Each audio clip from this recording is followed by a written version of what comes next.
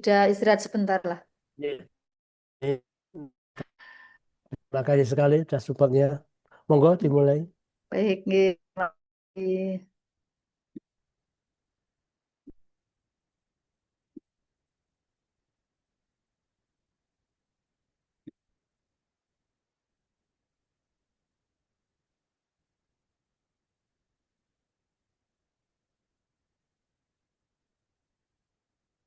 Baik, terima kasih. Selamat siang. Assalamualaikum warahmatullahi wabarakatuh. Anak-anak semuanya, siang ini kita akan mendiskusikan tentang case management system. Materi yang saya sampaikan pertama, kemudian nanti yang kedua terkait dengan clinical pathway.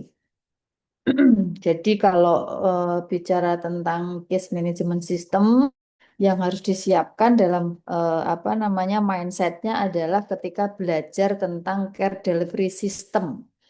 Ya, karena case management system ini adalah salah satu eh, apa? Salah satu bentuk dari delivery system yang sifatnya AMS gitu. Mungkin zaman dahulu ataupun bahkan sebelum ada ketentuan case management itu harus digunakan di rumah sakit, tidak terlalu mengenal di area, terutama yang rumah sakit ya. Tapi nanti saya mungkin akan sedikit cerita bahwa case management juga sekarang sudah digunakan di area komunitas gitu. Oke, saya bicara tentang rumah sakit dulu. Jadi sebelum ada isu tentang standar akreditasi harus melibatkan case manager menjadi bagian dari asuransi, case management system ini sangat minim atau bahkan tidak dikenal gitu dengan para sivitas hospitalia yang mengenal hanya perawat. Ya, karena perawat diajari, perawat nurse maksud saya, ya pendidikan nurse itu sudah diajarkan karena care delivery system salah satunya adalah case management system. Jadi mungkin saya harapkan mahasiswa agak sedikit mengingat waktu care delivery system, barangkali ini tidak dijelaskan secara mendetail karena memang materinya secara khusus gitu ya untuk case management system. Nah, bagaimana kenapa case management system itu disebut dengan care delivery system advance? Itu ya ada mungkin saya jelaskan desainnya dulu baru kita bisa menyimpulkan bahwa kenapa case management itu case management itu adalah advance. Kalau Anda mengingat ada primary team, ada primary nurse, kemudian ada metode tim, ada metode kasus atau case method. Ya, ini beda nanti case management dengan case method. Kemudian mungkin ada yang menyebut lagi yang namanya fungsional itu yang paling konvensional dan lama gitu ya. Nah, yang semakin ke sini semakin ada perkembangan berdasarkan kebutuhan dari pasien gitu. Ya, kita mulai dari cerita dulu apa sih yang terjadi di rumah sakit. Kenapa ataupun alasannya apa kita membutuhkan sistem yang disebut dengan case management system ini gitu. Barangkali di antara kalian sudah pernah ada yang menjadi atau customer di rumah sakit gitu ya. Nah, di sana barangkali itu adalah sebuah perspektif dari seorang pasien. Namun ketika kita sudah masuk ke dalam, begitu kompleks rumah sakit, industri rumah sakit atau hospital industrial ini menjadi banyak hal yang harus dipikirkan ataupun kita harus strategi bagaimana proses pelayanan ini tidak terganggu kan begitu. Nah, faktanya ketika kita mengelola rumah sakit atau bekerja di rumah sakit, ada banyak sekali permasalahan yang muncul yang nantinya akan mengganggu proses layanan. Ya, dan masalah tidak hanya muncul dari pasien, tapi juga dari internal rumah sakit sendiri gitu. Ya dari providernya, ya dari manajemennya, yang dari macam-macam semuanya. Kalau Anda lihat bagan yang saya tampilkan ini, di sebelah kanan kita ya itu adalah problem yang sering muncul dan menimbulkan permasalahan pada asuhan apa yang bersumber dari pasien. Jadi kasusnya sangat kompleks. Kasus kompleks itu apa? Kasus kompleks adalah seorang pasien yang dirawat dengan multi diagnosis ini contohnya, multi provider, multi eh, multi tindakan atau membutuhkan banyak sekali resources yang harus digunakan untuk merawat pasien. Jadi itu satu problem yang bisa istilahnya mengganggu proses layanan atau kita gitu. Karena apa?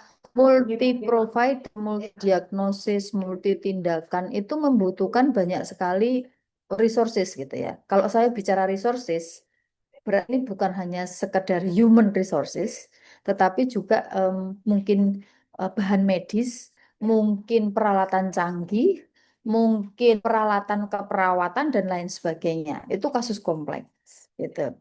Nah, ini yang harus dibayangkan gitu ya. Kalau sudah kompleks, mungkin tidak hanya dirawat 2 atau 3 hari.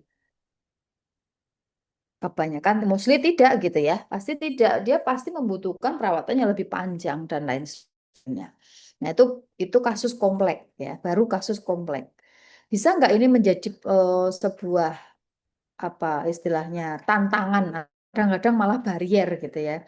Kasus kompleks dengan length of stay-nya yang sangat panjang itu akan stay di rumah sakit mungkin tahu sampai berapa lama, bahkan bisa ada yang sebulan, 3 bulan begitu kasusnya kalau kompleks.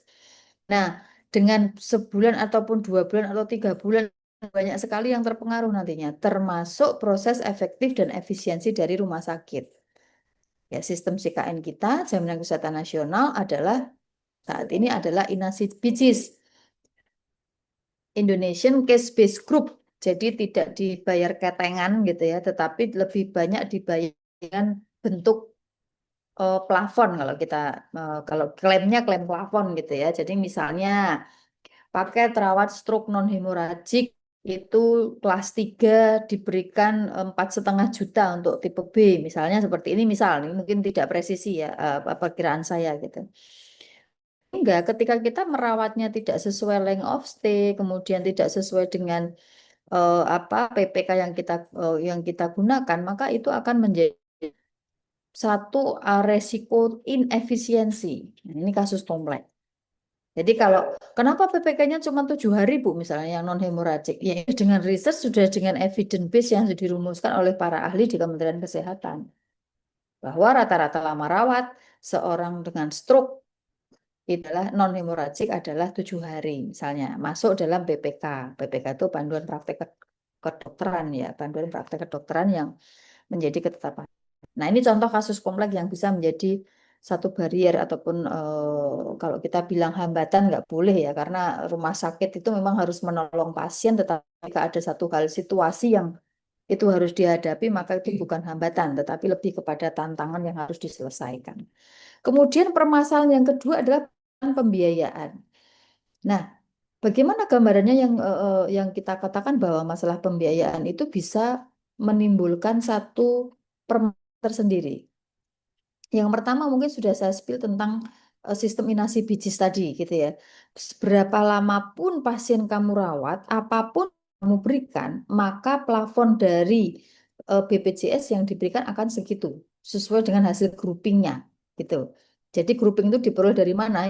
Diagnosis yang kita masukkan, baik primer maupun sekunder, tindakan dan lain sebagainya, apa namanya, yang itu nanti akan keluar rupiahnya gitu kan pemeriksaannya apa saja. Nah ini ya segitu itu tidak tergantung bahwa oh pasien ini dirawat 10 hari maka kalau saya tambah 2 hari maka akan meningkatkan sama sekali tidak. Jadi tidak seperti itu. Artinya apa? Artinya rumah sakit ini harus betul-betul apa membutuhkan tenaga yang kompeten, bukan hanya dokter tapi perawat juga gitu kan. Bagaimana dia merawat secara tepat sasaran, presisi, timely, sesuai prosedur gitu ya, nggak melama-lamakan pemeriksaannya nggak ngoyo-woro, tahu ngoyo-woro ya, ngoyo-woro itu tidak sesuai standarnya, tapi pengen periksaan A, periksa ini dan lain sebagainya, ini itu kan membutuhkan resources ya, jadi itu akan mempengaruhi pembiayaan gitu. Kemudian dua permasalahan yang sering muncul apa pada pasien dalam pembiayaannya, bukan hanya sekedar BPJS, tetapi pasien-pasien yang tidak mempunyai keluarga atau yang disebut dengan misalnya kita ketemu dengan pasien Mister X gitu, kecelakaan di jalan, kemudian diantar oleh ojol ke rumah sakit, kemudian ditinggal. Sementara kita nggak tahu ini siapa, kadang-kadang mereka nggak bawa ini ya, identitas gitu. Sampai UGD membutuhkan penanganan. Yang prinsipnya kalau kita di rumah sakit ada kasus ya kita tangani, kita selamatkan nyawanya dulu gitu kan. Tetapi siapa yang nanti akan menanggung sementara nggak tahu kita temukan di mana. Nah ini menjadi problem juga gitu di dalam rumah sakit bahwa pasien dirawat itu pasien dikelola itu membutuhkan resources gitu kan. Ya, ya tindakan dokter, tindakan perawat, kemudian mungkin butuh perawatan rawat inap dan lain sebagainya, bahkan butuh operasi sito misalnya, terjadi perdarahan yang harus dilakukan. Nah, ini juga menjadi problem yang kadang-kadang itu harus diselesaikan pada jangka waktu tertentu. Karena itu akan mengganggu sekali ketika tidak selesai kan begitu. Kemudian masalah psikososial pasien. Loh, kok kenapa Bu ini bisa menjadi salah satu alasan kita membutuhkan case management system?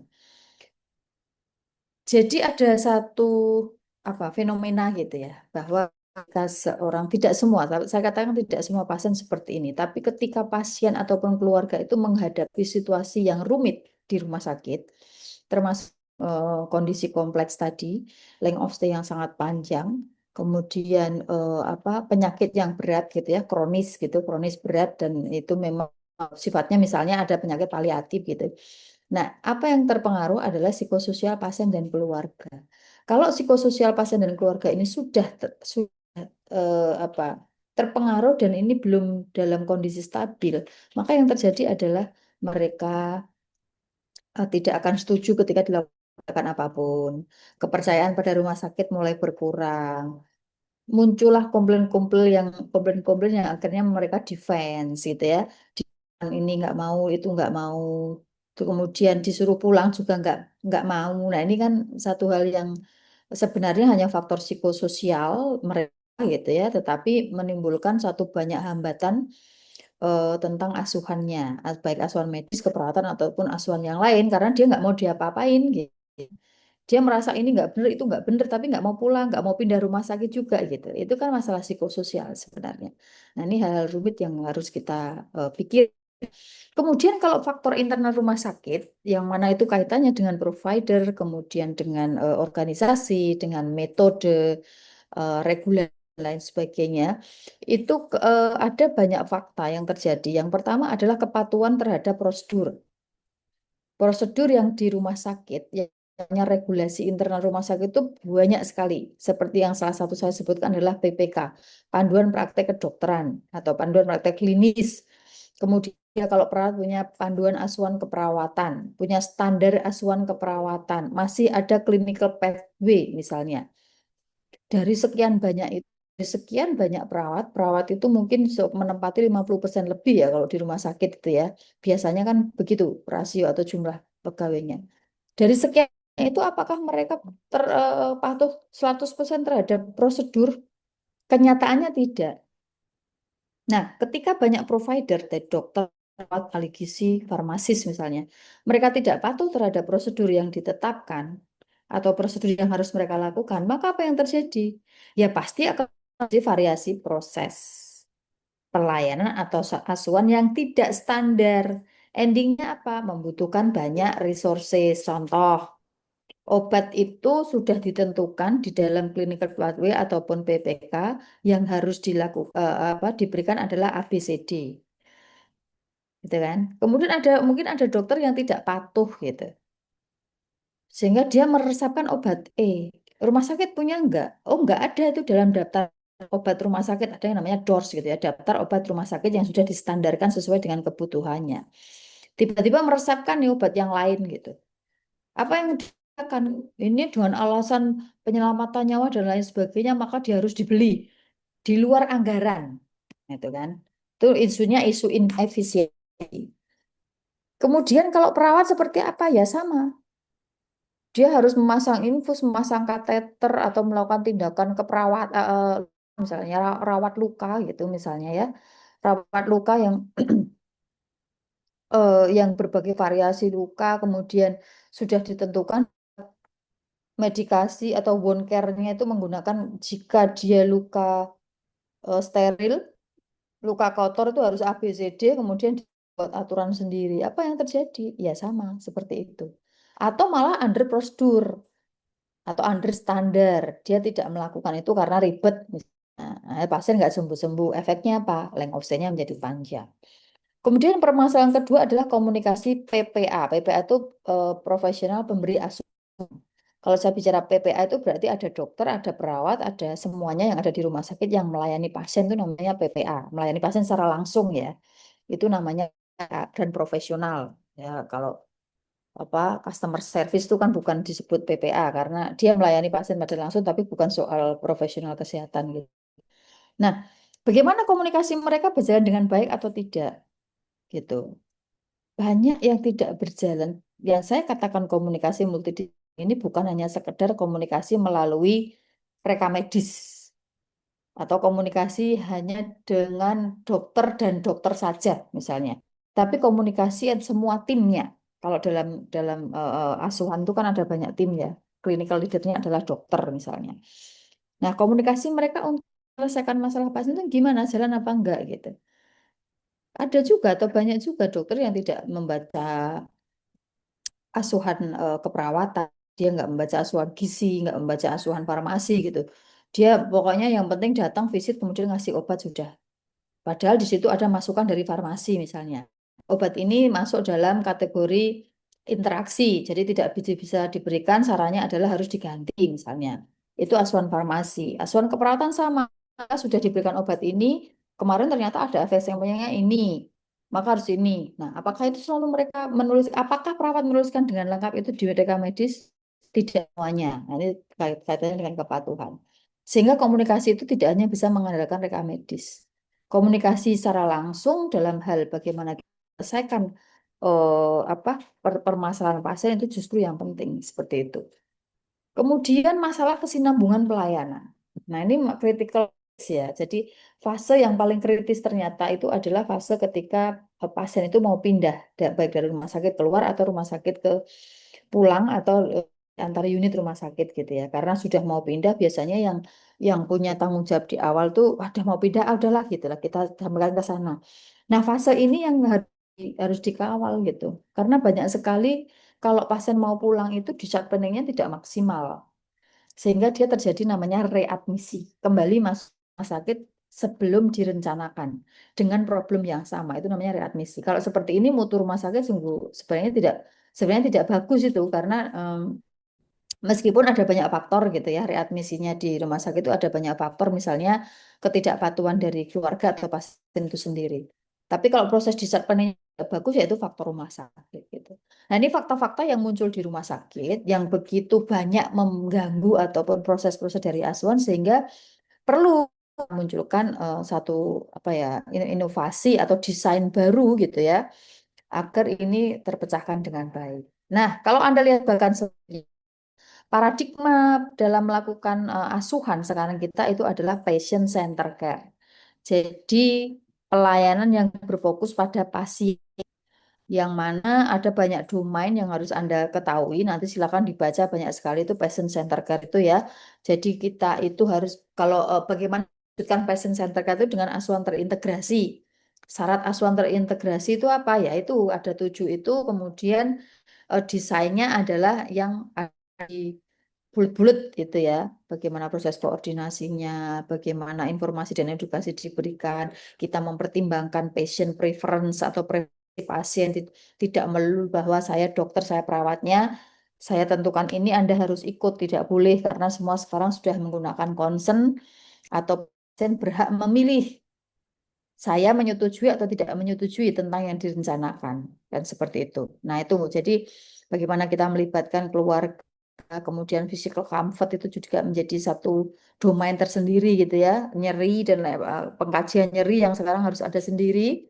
Kalau zaman dulu waktu saya masih jadi klinisi gitu ya, itu tidak ada apa namanya asesmen nyeri dalam satu mater sendiri tidak ada. Jadi nyeri itu hanya diakses pada pasien yang nyeri.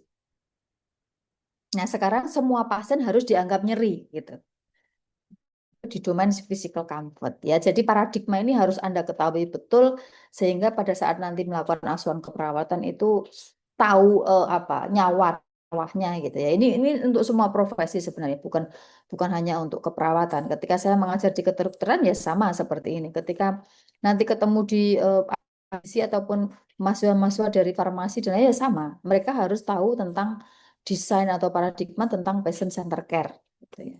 Semua berpusat pada pasien atau berfokus pada kebutuhan pasien. Nah, desain case management system ini dengan adanya untuk memecahkan banyak hal tadi ya, maka yang harus dilakukan, yang harus dibungkus adalah patient center care itu tadi, kemudian interprofessional collaborative practice, practice, quality and cost control. Nah, yang saya sampaikan bahwa kenapa case management itu dianggap sebagai care delivery system yang advance itu karena tidak hanya kita melihat mutu layanannya saja, tetapi juga harus pengendalian pembiayaan.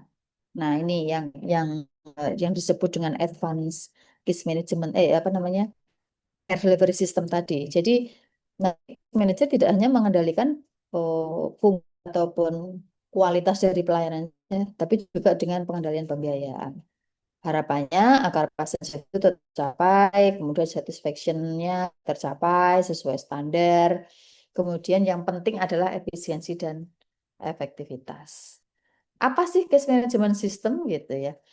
Case management system ini merupakan satu proses kolaboratif melakukan asesmen sampai dengan evaluasi monitoring untuk memenuhi pasien ya.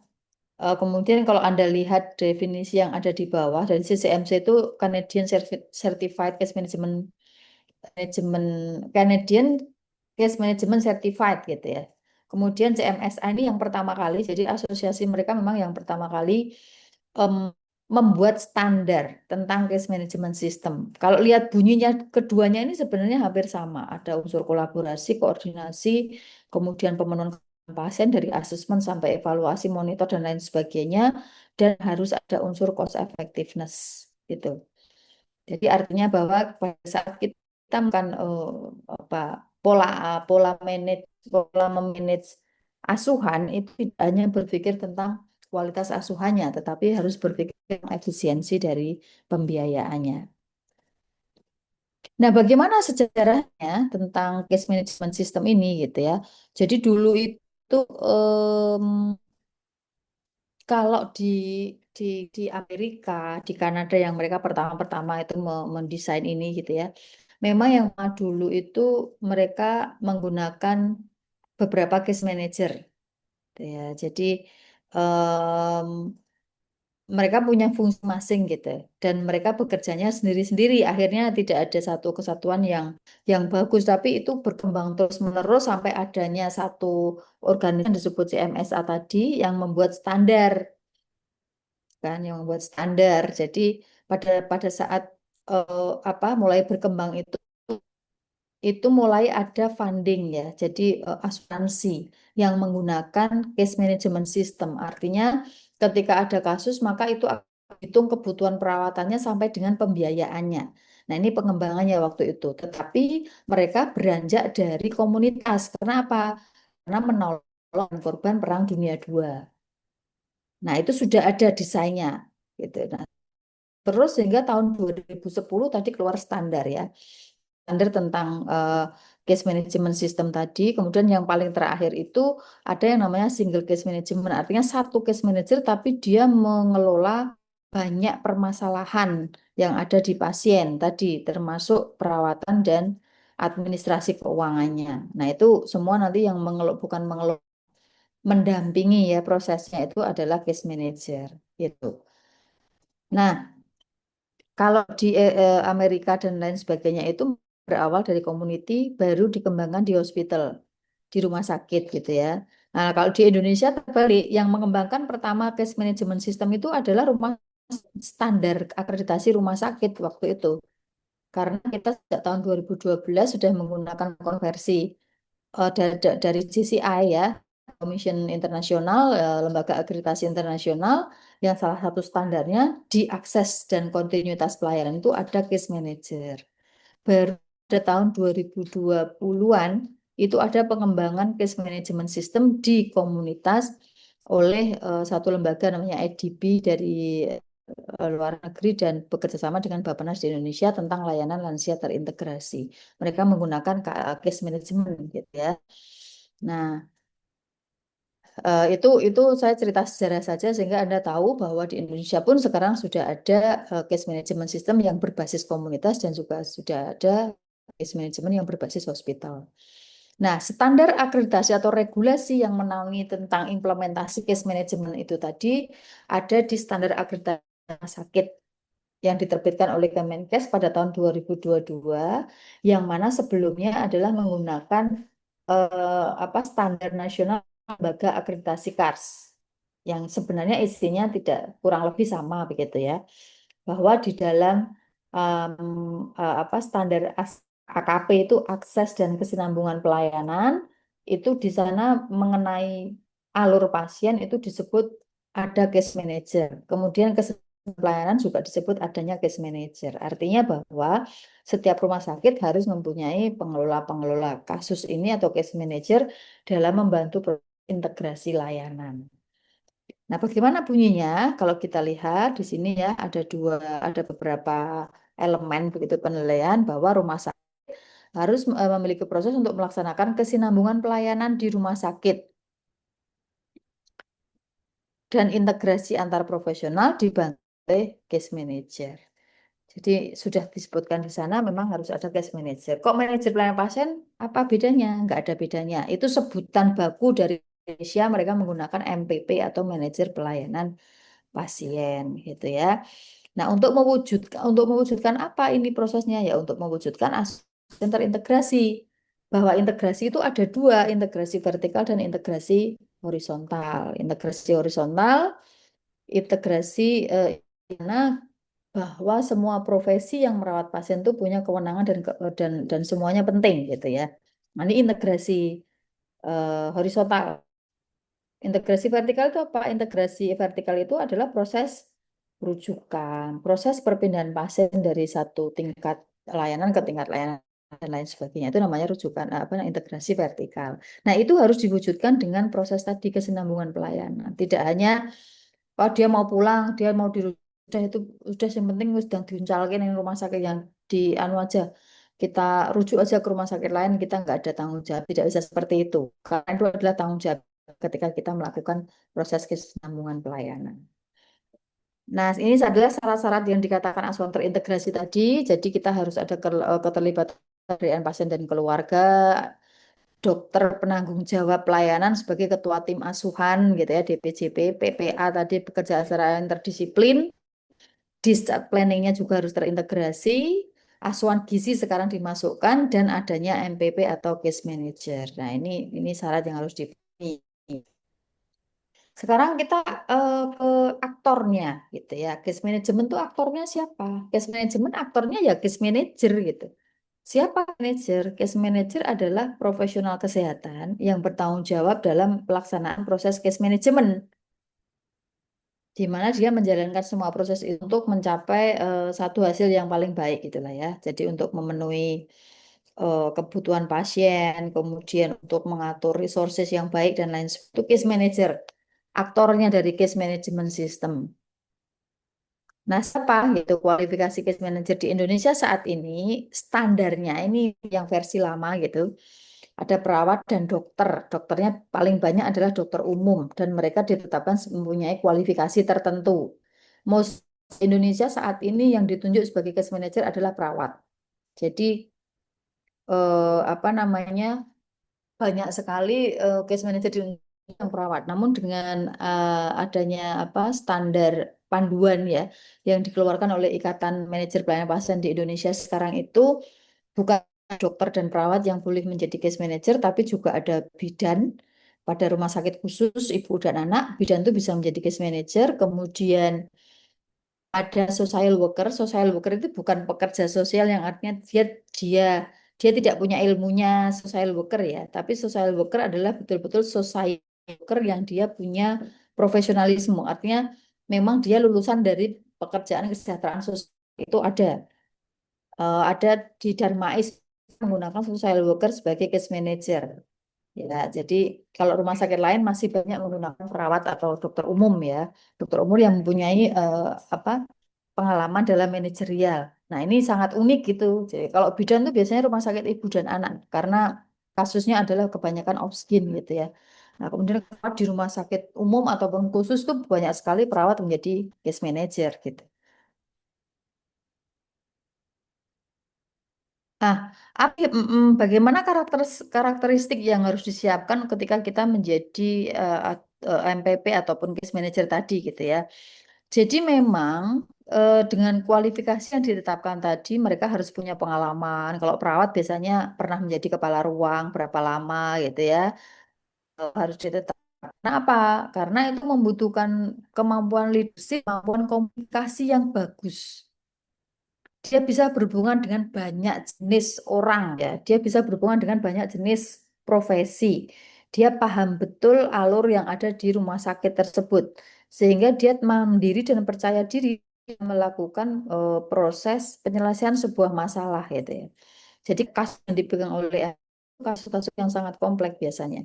Kasus-kasus yang memang harus dikonsulkan, harus didampingi begitu.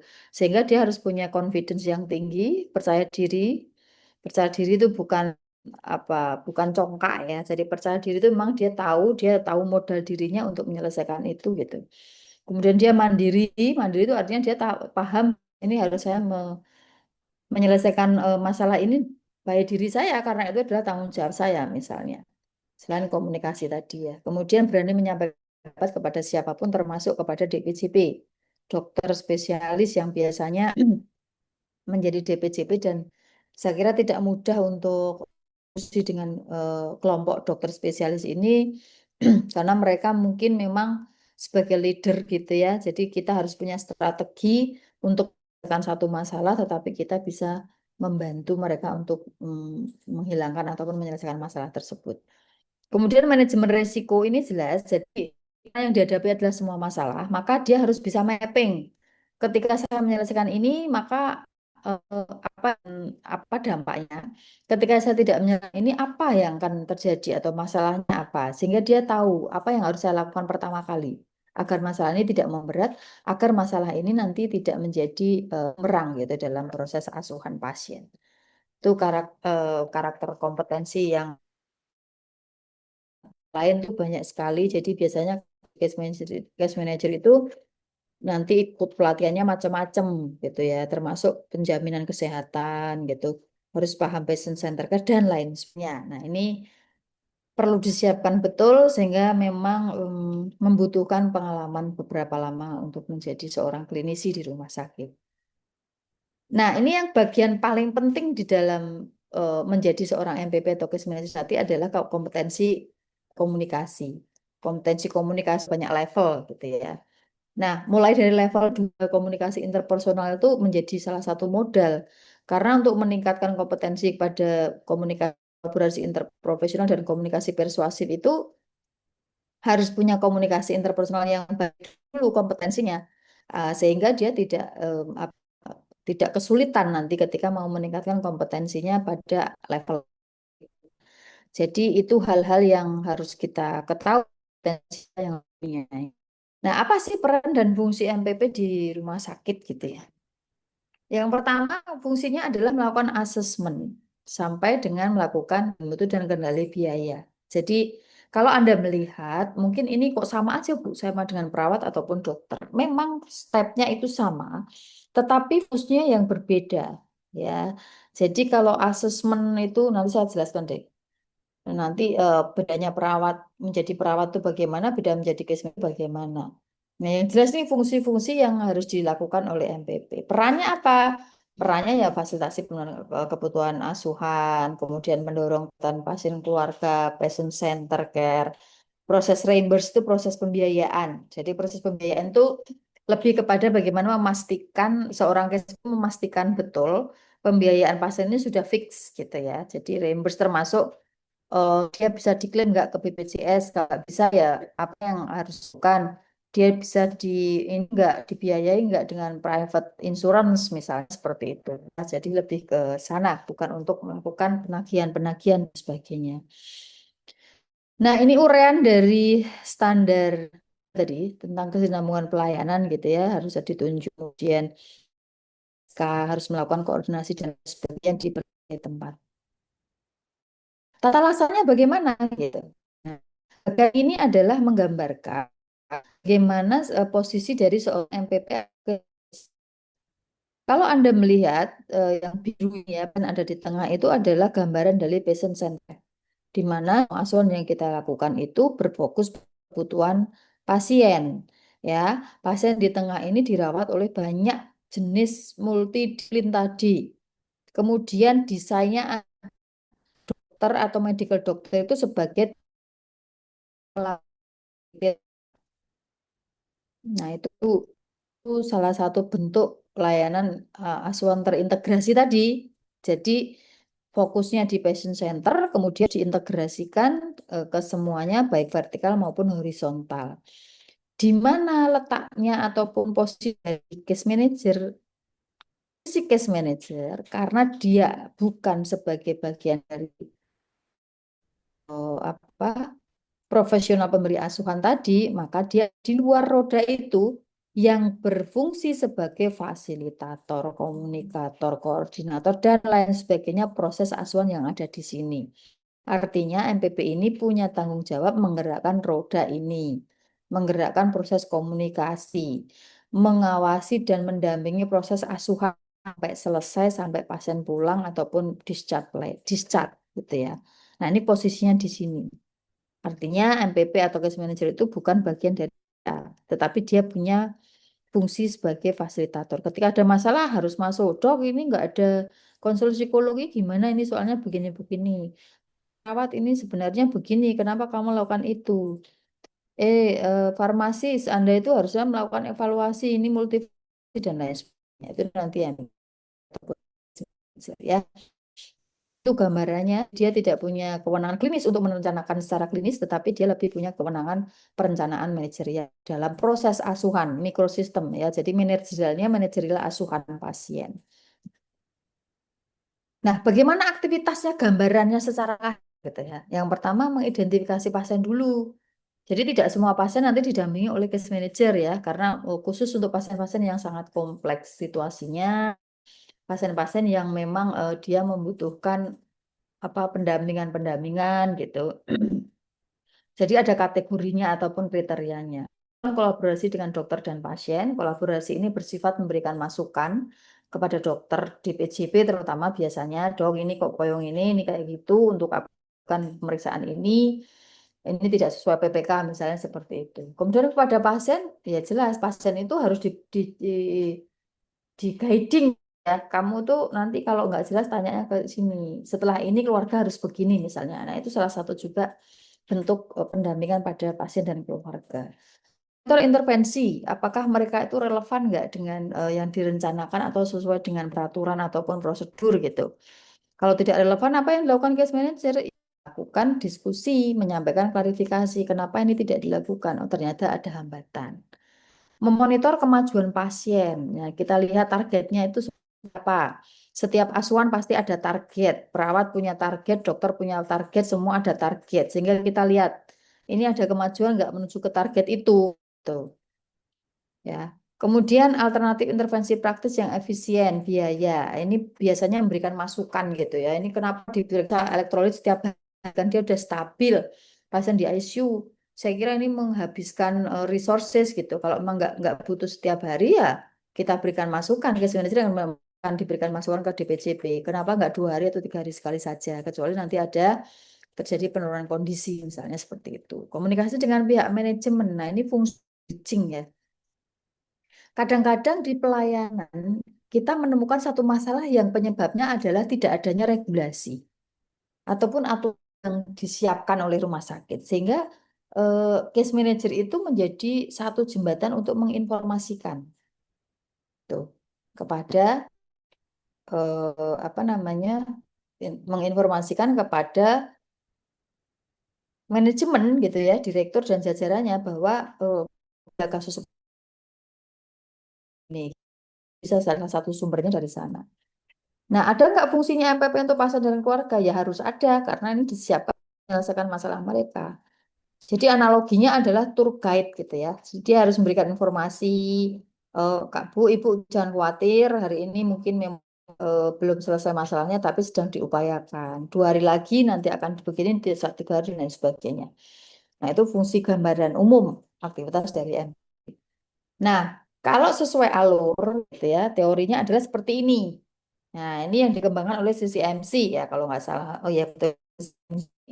Atau Canadian Certified bahwa ada proses screening dari awal. Kenapa proses screening? Itu tadi yang saya sampaikan, tidak semua pasien dikelola oleh case manager.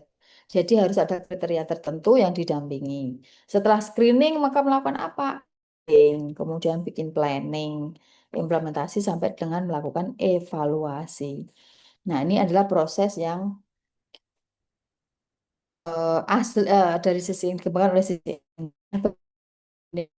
Jadi kalau di rumah sakit kita belum menggunakan yang namanya stratifikasi risiko. Karena apa? Ya belum ada apa istilahnya penelitiannya yang pertama. Kemudian stratifikasi risiko harus kalau di rumah sakit itu sangat tricky karena permasalahan satu dengan yang lain itu kadang-kadang tidak bisa kita sebut apa kita sebut sebagai masalah yang setara gitu ya. Misalnya permasalahan permasalahan tentang apa klinis pasien yang dia ada resiko kematian, ancaman kematian dengan permasalahan tentang pembiayaan gitu misalnya. Nah, ini kan bobotnya harusnya berbeda. Nah, itu mungkin agak sedikit rumit dan harus harus kita teliti betul itu bahwa scoringnya itu seperti apa. Sehingga disederhanakan prosesnya adalah melakukan screening, kemudian asesmen, menyusun perencanaan, implementasi sampai dengan evaluasi. Nah, bagaimana kita melakukan masing-masing dari tahapan ataupun step ini? Ya, ya, ini mungkin akan lebih mudah apa mindsetnya gitu ya. Jadi mindset Anda bisa dibayangkan gitu bahwa seorang pasien yang masuk rumah sakit yang akan mengalami hospitalisasi itu ada tiga fase. Yang pertama hospital admission, jadi dia waktu datang dan mengadmisi dirinya gitu ya. Maka di situ sebenarnya proses case management sudah bisa dimulai, yaitu proses screening dan need assessment. Kemudian yang fase kedua adalah fase hospitalisasi. Jadi ketika dia sudah admisi, kemudian asesmen kebutuhannya sudah, kemudian dia ditempatkan di ruang yang sesuai dengan kebutuhannya, misalnya ruang apa, luka stroke dan lain sebagainya. Nah, pada proses hospitalisasi ini case management berjalan juga dengan sesuai fasenya. Ada koordinasi perawatan, ada integrated care plan, ada interprofessional ward round itu visitor bersama gitu ya. Ada meeting membicarakan kasus, kemudian ada diskusi bagi keluarga dan providernya. Ada lagi discharge planning, ya belum discharge proses. Discharge planning dan discharge proses mungkin. Baru nanti dilakukan discharge patient. Nah, fase post hospitalisasi itu kita sebenarnya di dalam case management ini punya tanggung jawab, yaitu melakukan follow up post discharge. Kenapa? Karena proses case management system itu salah satu yang harus yang namanya continuity of care atau kesinambungan pelayanan. Itu yang saya sebutkan dari awal bahwa salah satu yang harus dipegang case manager adalah continuity of care. Sehingga ada nggak follow up post discharge? Ada. Caranya gimana? Apakah selalu harus home visit? Tidak selalu. Jadi sekarang sudah canggih. Kita sudah bisa telepon pasien, misalnya 2 hari pos pulang ditanya tadi caranya minum obat bagaimana, caranya melakukan aktivitas bagaimana dan lain sebagainya. Jadi fungsinya apa? Dilakukan follow up agar kita tahu kepatuhannya di dalam apa perawatan di rumah oleh keluarga dan bahkan kepatuhan pasien itu termonitor dengan baik. Ini untuk mengecek discharge-nya itu discharge prosesnya itu berhasil atau tidak berhasil. Jadi gambarannya secara umum seperti itu. Namun kita akan melihat apa yang dilakukan oleh case manager ketika di fase-fase tadi. Yang pertama di fase screening. Fase screening itu bisa dilakukan secara aktif maupun pasif. Ya, jadi aktif itu apa? Jadi case manager itu kan jumlah biasanya tidak banyak. Satu rumah sakit itu 2, 3 gitu ya. Atau 4 dengan 1.000 bed misalnya. Jadi nggak banyak dia. Secara aktif seperti apa? Ya case manager ini mungkin pada saat dia melakukan apa namanya, dia akan menemukan sebuah kasus misalnya. Kemudian, oh ini harusnya saya dampingin nih. Nah, itu aktif. Kalau pasti semua profesional pemberi asuhan, perawat, dokter yang ada di situ laporkan kepada case manager. Mengaktifasi istilahnya ya, diaktifasi. Ini ada masalah seperti ini, minta tolong coba dicek gitu. Kemudian dilakukan verifikasi. Kalau verifikasi memang kriterianya masuk dalam pendampingan ya, kita lakukan pendampingan terhadap pasien. Kemudian kita approve dan kita lakukan assessment gitu kan. Nah, kasus-kasus apa yang biasanya menjadi modal screening gitu ya.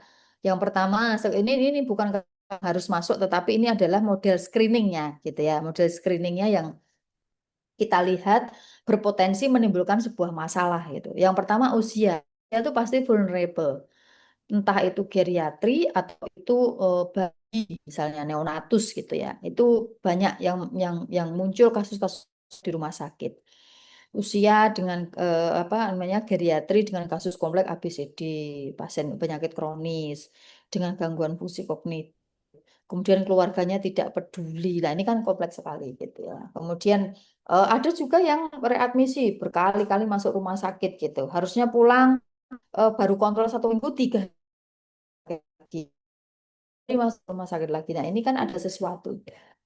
Apa yang harus kita lihat? Apakah di saat bagus atau memang keluarganya yang tidak paham. Nah, seperti itu ya. Jadi ini red flag-nya yang harus kita ketahui ketika akan menentukan kriteria kasusnya. Setelah kita akan screening dan kita memberikan approval kepada PPA bahwa oh ya oke kasus ini masuk dalam pendampingan case management, maka case manager itu harus melakukan asesmen proses selanjutnya. Apa yang harus diakses? Ada klinis, psikososial, finansial, risiko, dan caregiver, ya, risiko dan rencana pemulangan.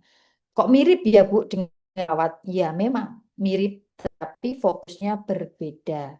Pada saat asesmen klinis, perawat ini pasti akan melihat itu gitu ya yang pertama.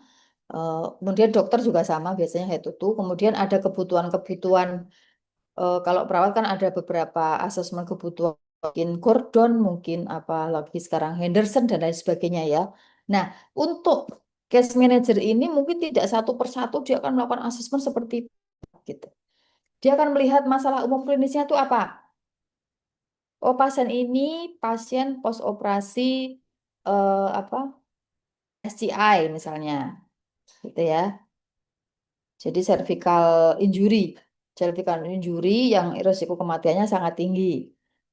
Saat ini koma di rumah sakit di ICU, kemudian dia ada risiko prognosis dubia et malam. Nah, itu cukup cukup bisa menyimpulkan kondisinya. Itu asesmen klinisnya ya. Menggunakan ventilator atau tidak ventilator. Nah, ini kaitannya dengan apa? Dengan pembiayaan itu nanti gitu kan. Kemudian yang kedua psikososial spiritual lah ini ya. Jadi ada kadang-kadang itu ada pasien yang punya keyakinan yang agak sedikit berbeda dengan arah arah asuhan di rumah sakit gitu ya. Jadi misalnya ada cucunya sakit nih. Ini real case ini ya. Cucunya sakit ensefalitis dibawa ke rumah sakit kemudian masuk ke PICU, Pediatric Intensive Care Unit. Nah, di situ yang menunggu pun yang mengelola adalah neneknya, bukan ibunya. Kemudian neneknya bilang, sudahlah itu nggak usah dimasuk, nggak usah diapa-apain. Biarkan dia dirawat di situ saja. Ikut saya, tapi saya nggak mau ini ada tindakan ABCD karena itu adalah karma. Kalau sudah seperti itu, bagaimana kita meyakinkan? Bagaimana kita mati? Nah ini yang penting. Kenapa spiritual itu harus di asesmen, dilakukan pengkajian. Psikososial apalagi gitu kan. Kemudian kasus finansial dan ekonomi tadi, pembiayaan sudah jelas atau belum gitu ya. Jadi karena itu bisa menjadi permasalahan.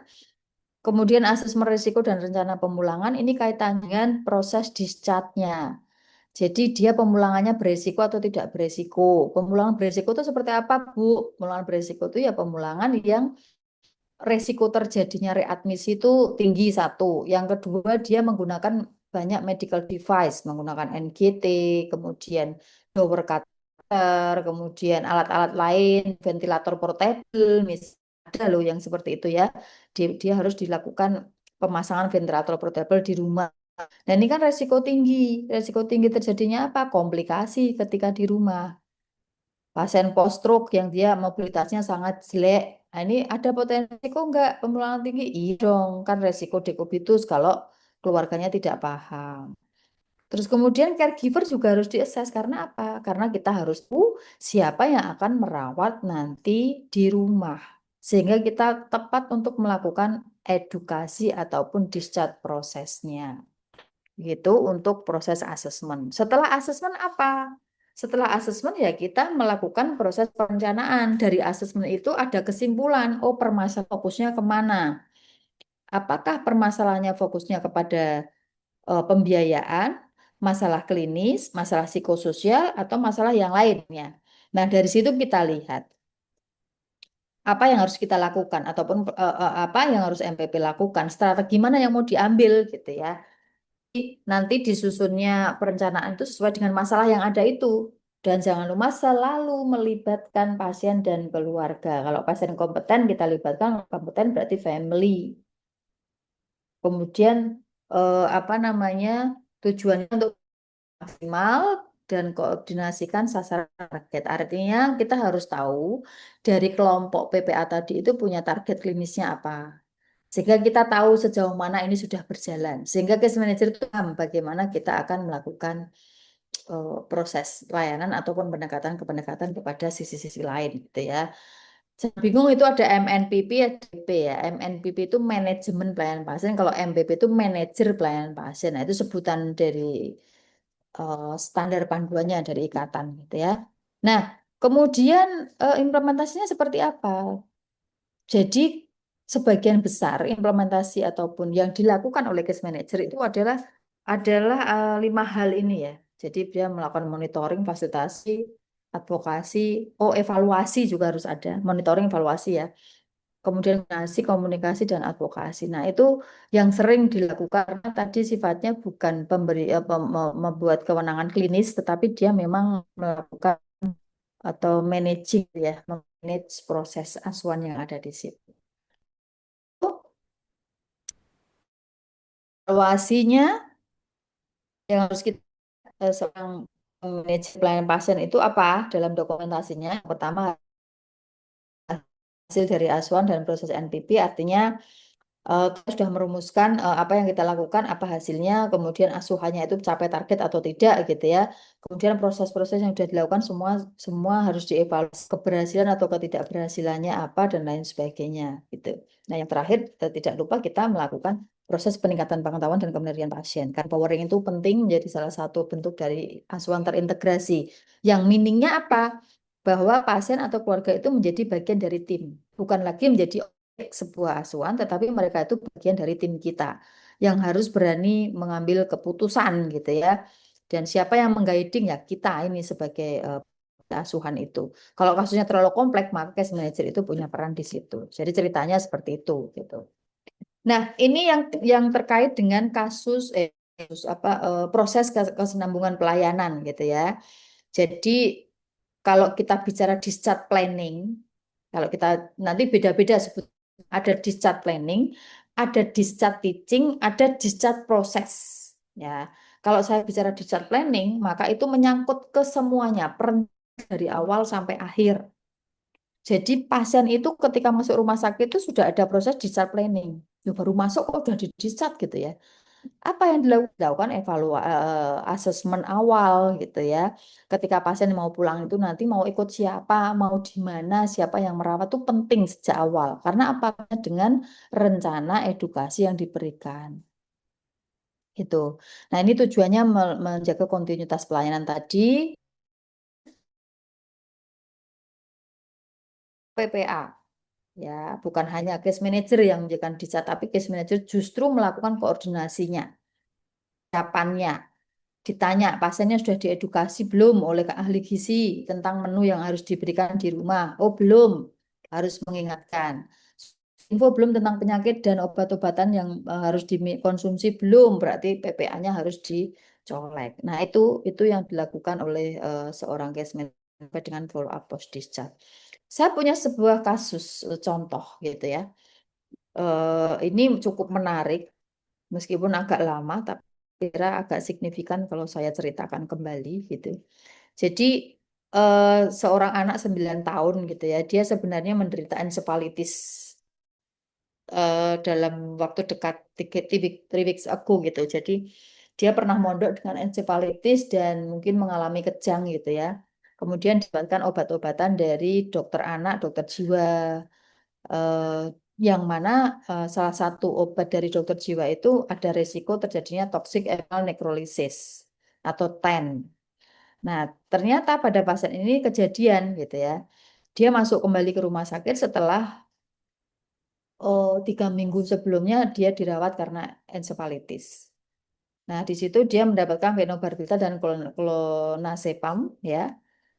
Diminum sesuai dengan aturan. Ternyata setelah itu dia mengalami ruam seluruh tubuh. Kalau Anda lihat yang yang itu yang paling kiri seperti itu. Kemudian sampai terjadi luka-luka dan lain sebagainya, akhirnya kontrol ke rumah sakit. Kenapa ini menjadi kasus yang kompleks, Bu? Satu, vulnerable age ya, dia anak-anak. Kemudian kasusnya cukup rumit. Cukup rumit karena apa?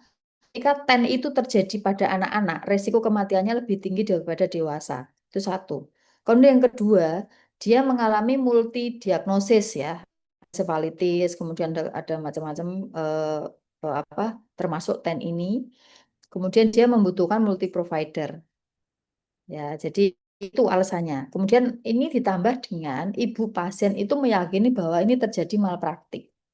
Salah pemberian obat itu sangat mengganggu proses karena psikososialnya tidak bisa searah, psikologinya sudah tidak searah dengan PPA. Di edukasi pun dia ngeyel, berikan informasi dia marah. Sementara sebenarnya sudah ada edukasi sebelumnya bahwa ada satu efek samping yang mungkin terjadi dan tidak bisa ditentukan kepada siapa dia akan terjadi tentang obat-obatan dari fenobarbital dan clonazepam tersebut. Gitu. Jadi ini masalah pertamanya itu. Kemudian apa yang dilakukan oleh seorang case manager gitu atau PPA. Jadi di awal admisi dari rumah sakit screeningnya, kemudian resiko terjadinya prolonged hospitalization, mungkin tidak hanya bulan tapi lebih. Pada kenyataannya iya. Nah, kalau kita sudah bicara length of stay-nya tinggi, maka itu menjadi kasus yang high cost. Ya. Kemudian psikososial problem dari ibunya tadi ya, yang dia tidak percaya bahwa ini adalah sebuah efek samping yang memang bisa terjadi pada siapapun gitu. Kemudian need assessment-nya apa? Setelah dengan lakukan screening tadi, yang pertama hospitalisasi with early aggressive intervention. Jadi memang ada intervensi yang cukup cepat dan awal, baik dari dokter anak, dokter kulit, itu semuanya harus melakukan treatment gitu, termasuk dokter psikiaternya ya. Kemudian yang dibutuhkan ada dokter anak, dokter kulit, dokter ini, kemudian ada psikologis juga untuk menenangkan orang tuanya agar dia lebih kooperatif gitu ya. Kalau psikososialnya terganggu itu susah dia kooperatif. Kemudian perawat jelas, dietitian, farmasis, dan DPJP-nya adalah pediatrician atau dokter anak ya. Di fase hospitalisasi, apa yang dilakukan? Ya, ada koordinasi, kemudian melalui engagement, kita dekati orang tuanya pelan-pelan, kita yakinkan bahwa ini adalah sebuah komplikasi yang mungkin muncul terjadi pada siapapun gitu. Karena obatnya yang salah, tetapi efek samping yang memang bisa terjadi dan kita tidak bisa ketahui siapa yang akan terkena ini gitu ya. Kemudian ada visitor bersama, ada pembahasan kasus, ada diskusi dengan keluarga, ada apa koordinasi interprofesional. Kemudian pada saat discharge planning itu ada family training. Jadi pada saat mau pulang itu masih hmm, apa makannya itu harus halus gitu-gitu ya karena masih ada luka di area mukosanya. Kemudian bagaimana cara membersihkan atau memandikan pasien dengan seperti itu ada edukasinya karena mereka tidak menggunakan jasa perawat home care, maka keluarga ini harus disiapkan betul. Jadi edukasinya dilakukan kapan biasanya? Hamin dua ya di saat proses. Nah, itu 2 kali 24 jam keluarga harus di training bersama perawat melakukan perawatannya pasien. Jadi itu sebuah kasus yang memang cukup rumit karena terjadi pada anak-anak. Ya. Nah, apa yang kita harapkan pada luaran dari kegiatan MPP? dari semua proses tadi, yang pertama adalah pasien mendapatkan asuhan sesuai kebutuhannya. Kemudian continuity of care-nya, kepatuhan dan kemandirian, sampai dengan optimalisasi sistem pendukung. Artinya apa? Se Keluarga itu kebanyakan atau caregiver itu kebanyakan stres ketika itu mau dibawa pulang, terutama yang kompleks ya, kayak stroke, serangan pertama, kemudian anak dengan seperti ini. Nah, ini agak sulit. Mereka biasanya menolak-nolak pulang terus karena takut. Saya nggak tahu, nggak bisa, saya kan bukan perawat dan lain sebagainya. Tetapi desain hospital itu adalah rawatan akut. Ini harus diberikan edukasi ke pasien dan keluarga, bukan penitipan orang untuk dirawat ya, tapi rawat akut. Yang mana rawat akut itu ada periodenya. Ketika fase akutnya sudah lewat, maka dia harus dipulangkan. Karena apa? Karena ada pasien lain yang membutuhkan yang pertama, yang kedua resiko terjadinya infeksi nosocomial lagi. Begitu kompleksnya situasi di rumah sakit sehingga apa resiko-resiko terjadinya infeksi antara satu dengan yang lain itu saya kira cukup tinggi gitu ya. Sehingga memang fase akut lewat dia harus pulang dan dirawat oleh keluarganya seperti itu. Kemudian proses pemulangan yang aman itu masuk continuity kesinambungan tadi, kualitas hidup dan kepuasan pasien.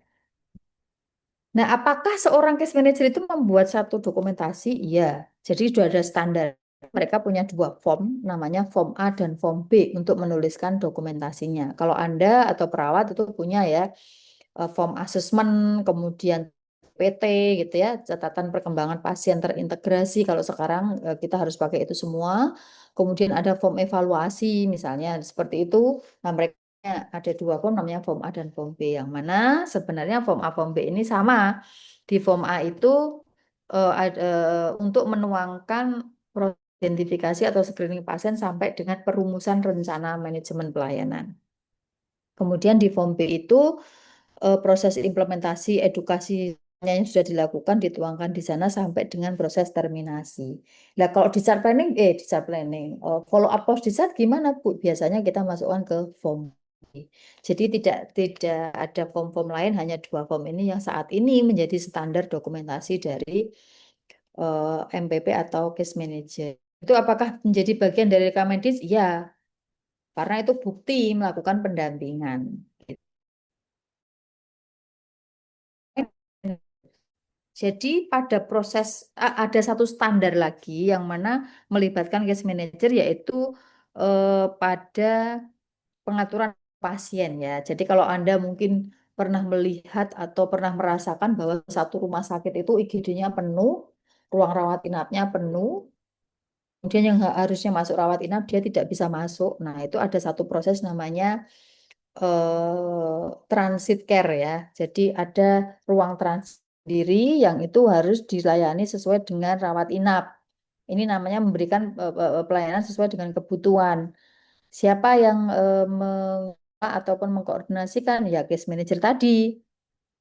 Case manager itu harus mengelola ini meskipun dia tidak dirawat inap, belum dirawat inap. Tetapi dia memastikan bahwa pasien yang tadi diintransitkan itu mendapatkan pelayanan sesuai haknya.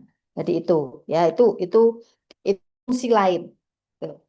Nah, gambarannya seperti ini gitu ya. UGD penuh, banyak komplain, harus lucu dan lain sebagainya. Kemudian di di ruang rawat inap juga itu pasien harusnya boleh pulang tapi tidak bisa pulang karena hambatan sesuatu. Wah, ini case manager semua nanti yang akan melakukan koordinasi gitu ya. Jadi kalau ini rumah sakit tipe lama ini nggak memenuhi kris atau standar kelas rawat inap kita sekarang itu kan maksimal satu kartu 4 orang ya. Jadi ini di negara mana saya nggak tahu, kayaknya di India mungkin ya. Jadi ini fasilitasi koordinasi oleh case manager semua dilakukan untuk melakukan continuity of care dan pemenuhan kebutuhan pasien. Ya, saya kira itu untuk topik pertama. Sebelum kita ke topik selanjutnya, apakah ada pertanyaan? Silakan. Hmm.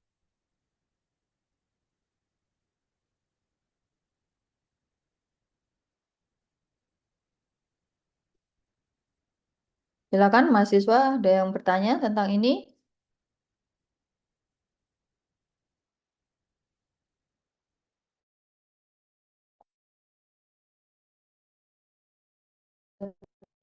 berapa nih? 83, 80-an mahasiswa. Ada yang bertanya tentang case management system?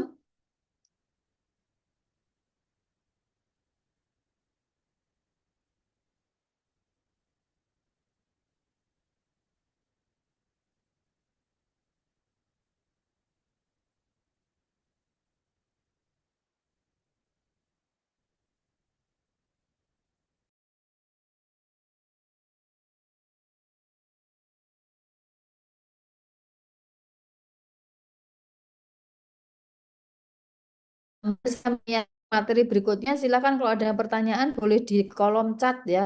Mau ngomong atau kamu kalau mau ngomong langsung silakan raise hand aja.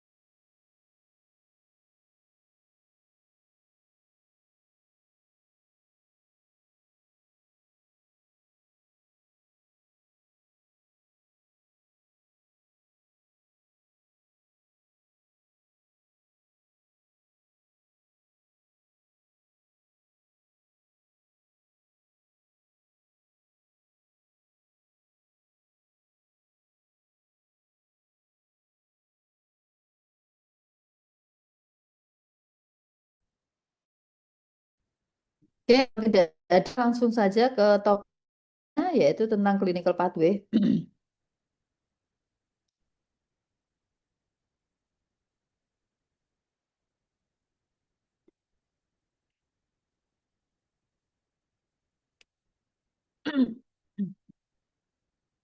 Ya, jadi selanjutnya ini